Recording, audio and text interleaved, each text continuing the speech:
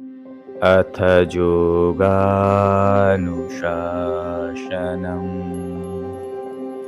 এখানে অথ শব্দের অর্থ অধিকার। শিষ্টজনদের শাসনাত্মক উপদেশমূলক গ্রন্থে যা উপদিষ্ট সেই অনুশাসন পালন করতে গেলে প্রথমে চাই ব্রহ্মচর্য ও সংযমাদির অভ্যাস।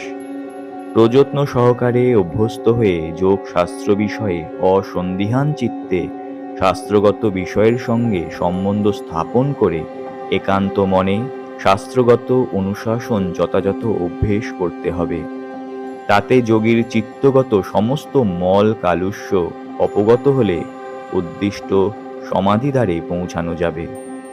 এই প্রয়োজন সিদ্ধিতে অটুট থেকে শুদ্ধ চিত্তের অধিকারী হয়ে যোগী যোগ শাস্ত্রে প্রবেশের অধিকার লাভ করবেন।